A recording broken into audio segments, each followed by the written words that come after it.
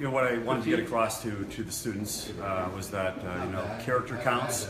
That when you're looking for somebody to nominate for governor and somebody who you want to choose as governor, you need to think about what their character is. And I said you need someone who's brave, someone who's been willing to stand up to the left, someone who's been able to stand up to the general media. And he's been able to put conservative solutions in place, as I've been able to do, governing the second largest county in the state. 454,000 people, 54% minority, and I'm a winner. So I'm a fighter and I'm a winner. That was the message I wanted to get across. Can you take one more step back, please? Yeah. Perfect, that helps a lot. Thank you. And I guess just how do you try to engage with college students? Obviously, they're a bit of a different demographic. How do you try to engage with them?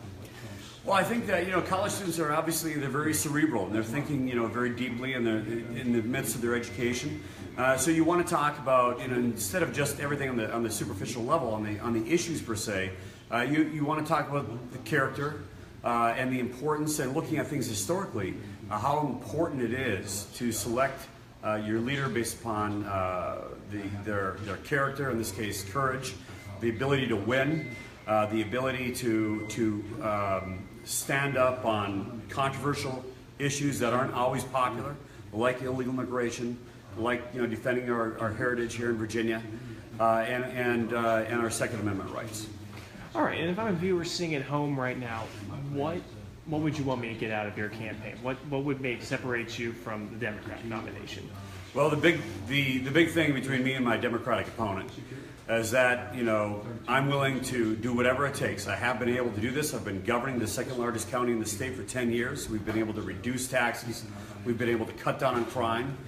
We've been able to make Prince William County thrive, and that's what I want to do for all of Virginia. We've been losing tens of thousands of jobs in the Commonwealth of Virginia. And the county which I've been governing for 10 years, we've been the #1 county for job growth in Virginia, #3 in the United States. You do mention job growth. How do you try to do that because I know some parts of our viewing area here, it's been stagnant. On Danville, I was just reading the property rate was the most stagnant of any across the Commonwealth. How do you try to change that so everyone can thrive in Virginia? Well, in Virginia, we have not adjusted our income tax. We have to cut our income tax. We're just not competitive.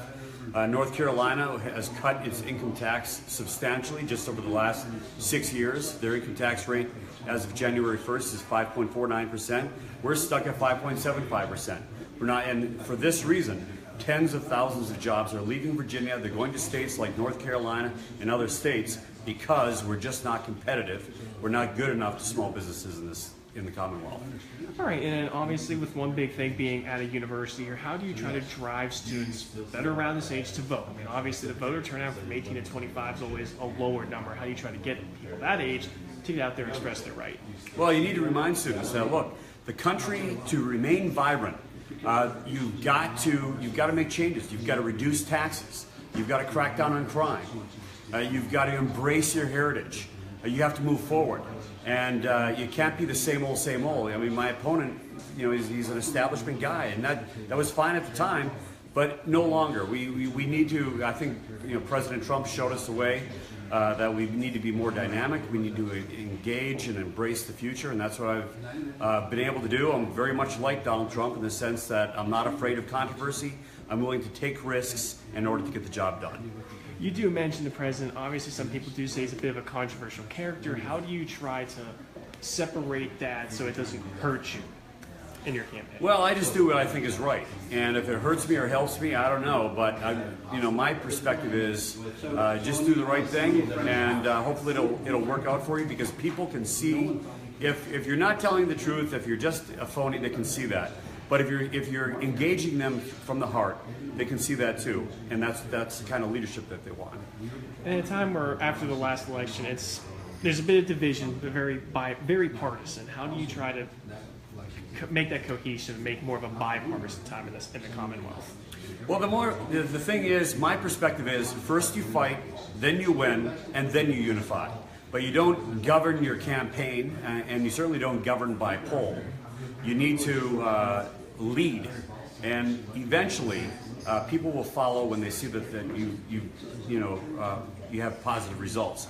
In Prince William County, I've been able to crack down on illegal immigration. I've been able to crack down on crime.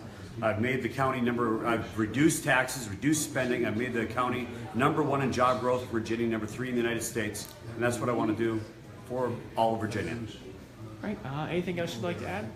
That's about it. All right. Thank you very much, sir. Yeah, thank you.